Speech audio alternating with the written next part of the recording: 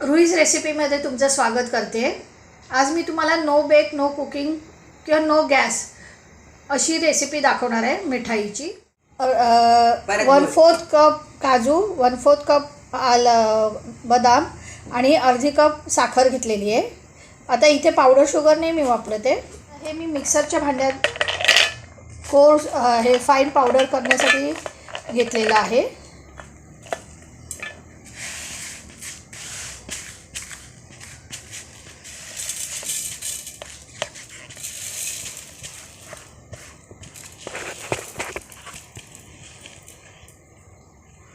एक कप डाळ घेते, जी आपण इडली साठी चटणी बनवतो त्याच्या वापरतो ते डाळ आहे। ह्याच्या जागी तुम्ही चणे पण घेऊ शकता, जे शेंगदाणेवाल्याकडे मिळतात, पण ते मी घेत नाही आहे कारण त्याला मीठ आणि हळद लावलेली असते कधी कधी, त्यामुळे हे मला सोयीस्कर वाटतं। तुम्हाला जसं वाटेल तसं घ्या। आता ही मी ह्याची पण पावडर करून आणते। आता ही आपण काजू, बदाम आणि साखरची पावडर बनवली आहे, ती चाळून घेतोय।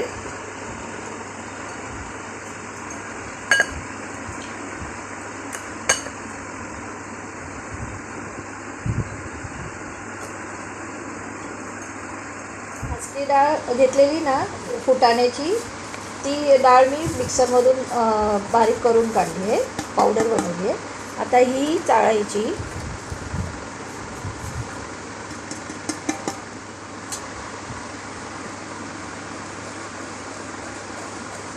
मिक्स करायचे दोन्ही पावडर्स। मी केसर फ्लेवर घालते, इसेन्स,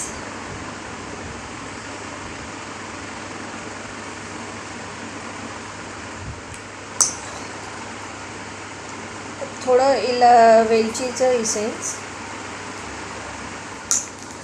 येलो फूड कलर घालायचा कारण केसर फ्लेवर आहे ना, मग येलो दिसायला पाहिजे जे काय आपण बनवणार मिठाई ते।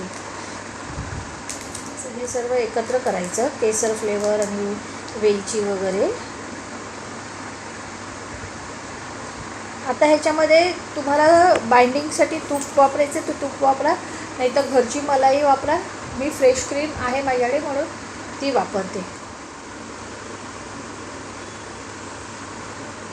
थोडी थोडी हे करून द्यायची।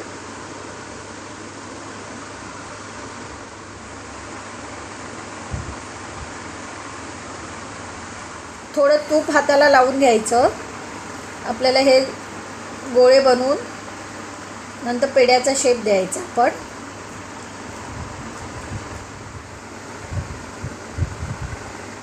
पेढ्यांवर ही डिझाईन आहे ना, आपल्याकडे साचे नाही आहेत, तर आपण काय करणार, तर मी तळणीचा झारा असतो त्याच्याने करते, दाखवते तुम्हाला कसं ते। हे बघा असं